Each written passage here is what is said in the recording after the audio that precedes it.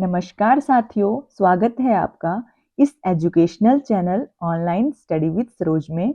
और मैं सरोज आज आपके लिए लेके आई हूँ यूजीसी नेट का पेपर नंबर 1, उसमें से यूनिट नंबर 10 जो है हमारी उच्च शिक्षा प्रणाली या हायर एजुकेशन सिस्टम। तो फ्रेंड्स, मैं आपको बता दूं कि ये जो यूनिट है इसको हम सोचते हैं कि इस यूनिट को तो हम कर ही लेंगे, इसमें से ऐसा क्या पूछा जाएगा जो हमें नहीं आता होगा। लेकिन जब हम एग्जाम हॉल में बैठते हैं तो सबसे ज्यादा कंफ्यूजन जो है वो इसी यूनिट्स के क्वेश्चंस को देखकर होती है, क्योंकि जिस यूनिट को हम बहुत ही आसान समझ रहे होते हैं, बस वही यूनिट के क्वेश्चन जो हैं वो हमें सबसे ज्यादा एग्जाम हॉल में टफ लगते हैं, क्योंकि हम कंफ्यूज हो जाते हैं कि इसका आंसर ये होगा या ये होगा या ये होगा। इसलिए आज मैं आपके लिए लेके आई हूँ एक बहुत ही बेनिफिशियल वीडियो, और इस वीडियो में हम कवर करेंगे 50 क्वेश्चन, टॉप 50 कह सकते हो आप उनको, क्योंकि ये PYQ भी हैं। तो इनको पढ़ना बहुत ही इंपॉर्टेंट है इस टाइम पे जब एग्जाम के लिए बहुत ही कम दिन बचे हैं। तो बिना टाइम गवाए शुरू करते हैं हम आज की ये वीडियो। तो आज के वीडियो का सबसे पहला क्वेश्चन है, निम्नलिखित में से कौन सा भारत में परंपरागत शिक्षा का एक आवश्यक घटक है? तो इसमें 4 ऑप्शन दे रखे हैं। नंबर 1 पुस्तकों से सीखना, शिक्षक से सीखना, चिंतन से सीखना या अनुदेशनात्मक सामग्री के माध्यम से सीखना। तो इसमें परंपरागत शिक्षा यानी कि पुरानी तरह से जब हम बच्चे जो हैं वो सीखते थे, तो ये होगा शिक्षक से सीखना, क्योंकि आपको भी पता है कि आज के टाइम में बहुत सारे ऐसे माध्यम बन चुके हैं जिनसे जो बच्चे हैं वो ज्ञान अर्जित कर सकते हैं। केवल टीचर पर ही डिपेंडेंट नहीं है बच्चे, क्योंकि बच्चे फोन से भी सीख रहे हैं, लैपटॉप कंप्यूटर चलाकर भी सीख रहे हैं। बच्चे हर तरह से मतलब जानकारी को जो है वो बच्चे सीख सकते हैं। तो शिक्षक से सीखना मतलब परंपरागत शिक्षा का एक घटक है। तो नेक्स्ट क्वेश्चन की अगर हम बात करें तो ये है, निम्नलिखित में से भारत की किस पंचवर्षीय योजना में शिक्षा और मानव शक्ति पर विशेष बल दिया गया है? तो पंचवर्षीय योजना जो थी वो चौथी पंचवर्षीय योजना में शिक्षा और मानव शक्ति पर विशेष बल जो है वो दिया गया था। नेक्स्ट क्वेश्चन की अगर हम बात करें तो ये है, भारत में 20वीं शताब्दी के मध्य प्रभावी रही प्रतिभा पलायन समस्या निम्नलिखित में से किस पक्ष का परिसूचक है? तो इसका सही आंसर है 1 और 2, यानी कि 1 नंबर पे है, भारत में उच्च अध्ययन और शोध हेतु पर्याप्त सुविधाओं का अभाव, और नंबर 2 पे है, विकसित देशों की उस स्तर पर प्रतिभा क्रय का क्षमता जो विकासशील देशों के बस में नहीं थी। नेक्स्ट क्वेश्चन है, भारत और दक्षिण एशिया में शिक्षा के नियोजन और प्रबंधन में क्षमता विकास और शोध के उद्देश्य से भारत में स्थापित किया गया मुख्य संगठन कौन सा है? तो ये था NUEPA। ये जो संगठन था ये भारत में स्थापित था, और ये संगठन जो है वो बहुत ही महत्वपूर्ण है। और ये जो क्वेश्चन मैं आपको बता रही हूँ, ये सभी जो क्वेश्चन हैं ये एक तरह से PYQ है, क्योंकि ये क्वेश्चन आपको दिख रहा होगा, ये जून 2019 में आया हुआ क्वेश्चन है।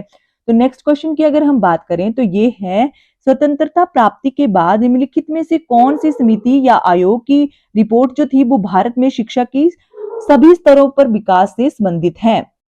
तो कुठारी आयोग रिपोर्ट जो थी, ये आपको पता है ये भारत में सभी स्तरों पर शिक्षा जो थी उसके विकास से संबंधित थी। और ये रिपोर्ट जो थी ये DS कुठारी की अध्यक्षता में 1964 से 1966 तक का पीरियड आप इसको मान सकते हो। नेक्स्ट क्वेश्चन है, कौन से भारतीय शिक्षा आयोग ने सबसे पहले प्रतिभा पलायन की समस्या पर विशेष ध्यान दिया? तो ये थे भारतीय शिक्षा आयोग ने। नेक्स्ट क्वेश्चन है, विश्वविद्यालयों के बीच सहयोग और समन्वय को बढ़ावा देने के लिए स्थापित अंतर विद्यालय बोर्ड का वर्तमान स्वरूप है? तो अंतर विद्यालय बोर्ड का जो वर्तमान स्वरूप है वो है AIU। नेक्स्ट क्वेश्चन है, निम्नलिखित में से कौन सा अनुदेशनात्मक अभिकल्प भारत सरकार द्वारा शुरू किए गए स्वयं में शामिल नहीं है? तो स्वयं में क्या शामिल नहीं है? स्वयं में भौतिक अंत्यक्रिया जो है वो शामिल नहीं है। नेक्स्ट क्वेश्चन है, निम्नलिखित में से कौन सा युग्म सुमेलित नहीं है? जब आप क्वेश्चन पढ़ेंगे तो आपने देखना है कि इसमें क्या पूछा गया है। बहुत सारे बच्चे जो हैं वो क्वेश्चन इसलिए भी गलत करके आते हैं कि क्वेश्चन को ढंग से पढ़ते नहीं हैं, क्योंकि इसमें सुम्मिलित नहीं है। हम कई बार सुम्मिलित करके ही आ जाते हैं, तो इसमें नहीं पूछा गया है। आपने मिलान जो है वो देखना है कौन सा ठीक से मिलान नहीं हुआ है। तो केवल 3 यानी कि MOOC यानी कि मूक्स पूछा गया है, तो मैसिव ओपन ऑनलाइन क्रेडिट्स, क्योंकि ये इस तो मैसिव ओपन ऑनलाइन कोर्स जो है वो मूक्स की फुल फॉर्म है, तो ये यहाँ पर गलत दे रखी है। नेक्स्ट क्वेश्चन है, वैदिक शिक्षा पद्धति में शिक्षा का माध्यम था। तो वैदिक शिक्षा में आपको पता है शिक्षा जो थी वो संस्कृत भाषा में दी जाती थी। नेक्स्ट क्वेश्चन की अगर हम बात करें तो नेक्स्ट क्वेश्चन है, अतीत काल में भारत में उच्चतर शिक्षा के अंतर्गत अधिगम की विधि में शामिल रहा है। तो अधिगम की विधि में क्या शामिल रहा है अतीत काल में? याद करना, समीक्षात्मक विश्लेषण और कथावाचन। ये जो तीनों चीजें थी ये अतीत काल में उच्चतर शिक्षा में शामिल थी। नेक्स्ट क्वेश्चन है, वह कौन सी योजना है जिसका उद्देश्य अभियांत्रिकी विज्ञान में शोध को बढ़ावा देकर संस्थाओं में शोध का वातावरण तैयार करना है? तो ये था शोध संवर्धन योजनाएं या RPS। नेक्स्ट क्वेश्चन है, इंस्पायर स्कॉलरशिप का किस एजेंसी से वित्त पोषण होता है? और तो इसका सही आंसर है ऑप्शन नंबर सी, DST यानी कि विज्ञान और प्रौद्योगिकी विभाग से। नेक्स्ट क्वेश्चन है, राष्ट्रीय पाठ्यचर्या फ्रेमवर्क का निर्माण किसने किया था? राष्ट्रीय पाठ्यचर्या फ्रेमवर्क जो थी उसका निर्माण किया गया था NCERT के द्वारा। ये राष्ट्रीय पाठ्यचर्या फ्रेमवर्क का निर्माण किया गया था। नेक्स्ट क्वेश्चन है, शिक्षा की गुरुकुल प्रणाली का क्या उद्देश्य रहा है? शिक्षा की गुरुकुल प्रणाली का उद्देश्य समानता और उत्कृष्टता को बढ़ावा देना रहा है। नेक्स्ट क्वेश्चन की अगर हम बात करें तो ये क्वेश्चन है, निम्नलिखित में से किस आयोग या समिति ने भारत की स्वतंत्रता के बाद शिक्षा के सभी स्तरों पर ध्यान दिया है? तो सभी स्तरों पर कोठारी आयोग के द्वारा ध्यान दिया गया है। ये क्वेश्चन अभी थोड़ी देर पहले भी रिपीट हुआ, तो इस क्वेश्चन को आपने याद कर लेना है। नेक्स्ट क्वेश्चन है, उन्नत भारत अभियान योजना का उद्देश्य है? तो उन्नत भारत अभियान योजना का उद्देश्य है देश में उच्चतर शिक्षा के संस्थानों को न्यूनतम 5 गांवों के साथ जोड़ना। नेक्स्ट क्वेश्चन की अगर हम बात करें तो ये क्वेश्चन है, उस योजना को चिन्हित कीजिए जिसका उद्देश्य नीतिगत रूप से प्रासंगिक अनुक्षेत्रों में सामाजिक विज्ञान शोध को बढ़ावा देना है, ताकि नीति निर्माण, क्रियान्वयन और मूल्यांकन में महत्वपूर्ण आगतों का प्रावधान किया जा सके। तो ये है इम्प्रेस, या हम इसको ICSSR, और इम्प्रेस जो है वो इसका सही आंसर है। नेक्स्ट क्वेश्चन है, स्वयं क्या है? तो स्वयं क्या है? स्वयं है शिक्षा के सिद्धांतों की प्राप्ति के लिए डिजिटल कार्यक्रम।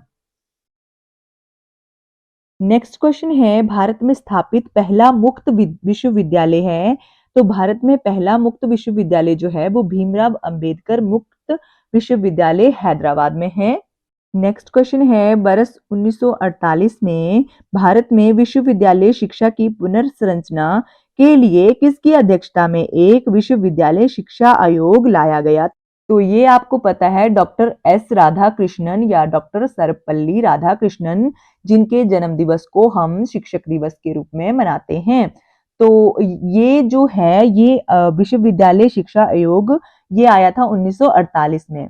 नेक्स्ट क्वेश्चन है, विश्वविद्यालय और विश्वविद्यालय स्तर के संस्थानों को निम्नलिखित में से किस श्रेणी में रखा जाता है?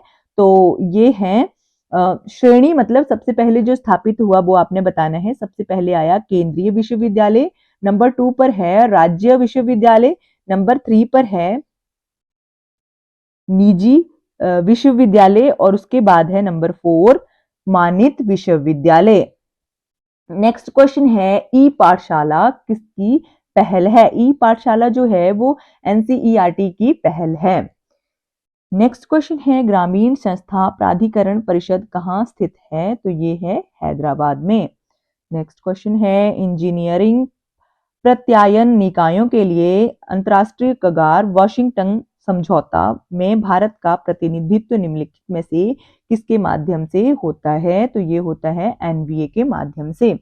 नेक्स्ट क्वेश्चन है, डॉक्टर एएल मुदालियर की अध्यक्षता में माध्यमिक शिक्षा आयोग की नियुक्ति किस वर्ष हुई थी? तो माध्यमिक शिक्षा आयोग जो है वो आया था 1952 में। नेक्स्ट क्वेश्चन है, निम्नलिखित में से किसने पाठ्यचर्या पाठ्यक्रम 10+2+3 शैक्षणिक संरचना को सामान्य कोर के रूप में परिकल्पित किया था? तो ये था कोठारी आयोग।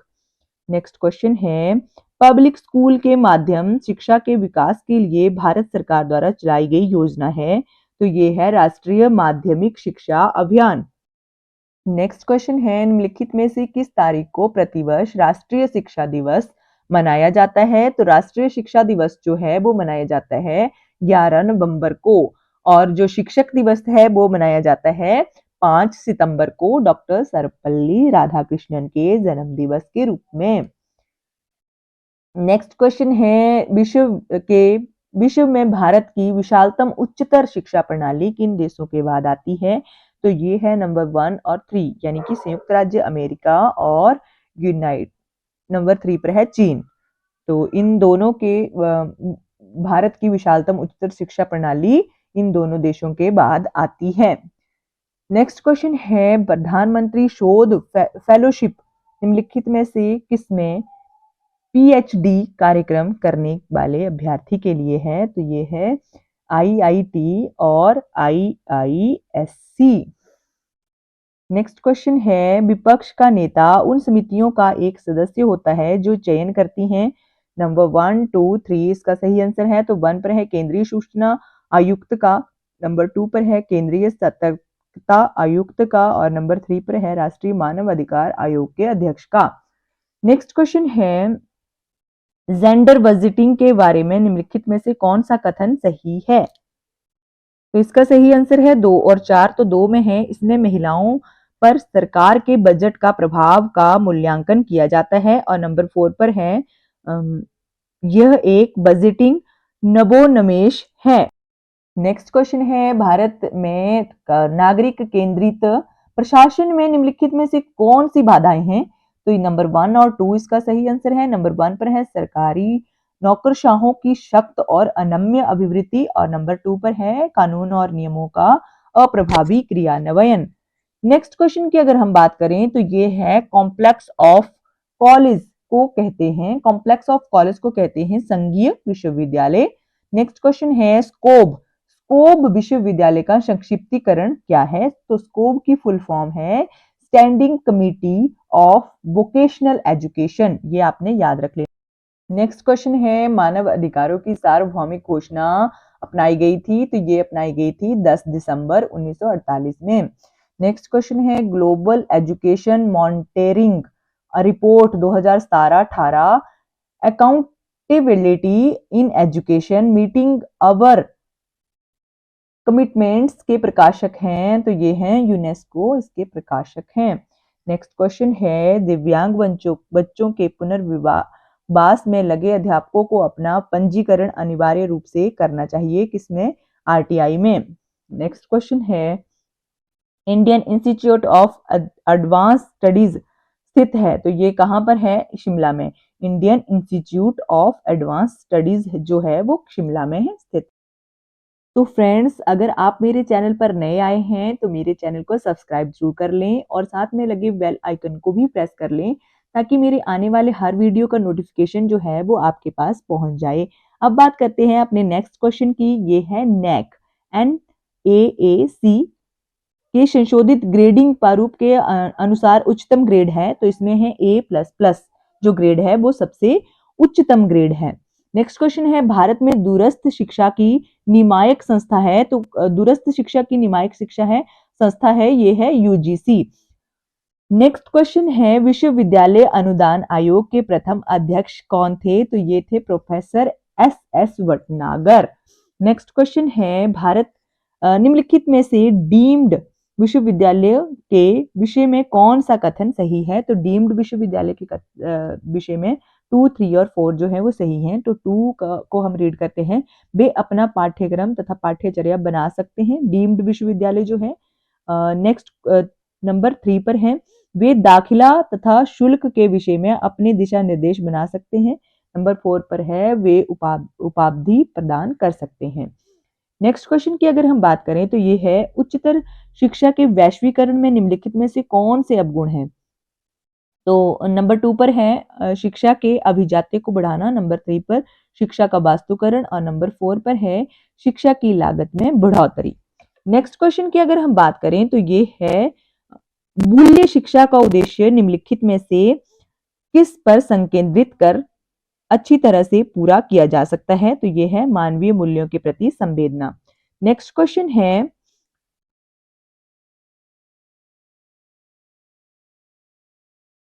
उच्चतर शिक्षा के संस्थानों में राष्ट्रीय मूल्यांकन एवं प्रत्यायन परिषद यानी कि नैक, ये नैक की फुल फॉर्म भी है, इसको भी आपने नोट कर लेना है। राष्ट्रीय मूल्यांकन और प्रत्यायन परिषद द्वारा निम्नलिखित में से किस संकेंद्रक मूल्य को बढ़ावा दिया गया है? तो इसका 1, 2 और 3 ये तीनों ही ठीक हैं।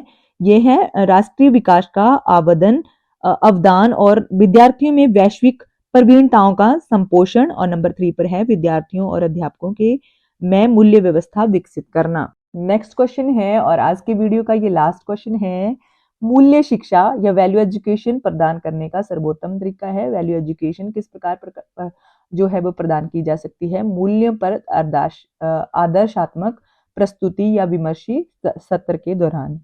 नेक्स्ट क्वेश्चन है आज के वीडियो का लास्ट क्वेश्चन, NMEICT का अर्थ क्या होता है? तो इसकी फुल फॉर्म होती है national mission on education through ICT। तो इसको आपने नोट करके रख लेना है। तो फ्रेंड्स, आज के लिए बस इतना ही। मैं आशा करती हूँ कि ये क्वेश्चन आपके लिए बहुत ज़्यादा बेनिफिशियल रहेंगे, और अगर आपके लिए क्वेश्चन बेनिफिशियल होंगे तो आप मेरे वीडियो को लाइक करेंगे, कमेंट करके भी बताएंगे कि आपको मेरा ये वीडियो कैसा लगा, और मेरे वीडियोस को ज़्यादा से ज़्यादा अपने दोस्तों के साथ शेयर भी जरूर करेंगे। Thank you for watching.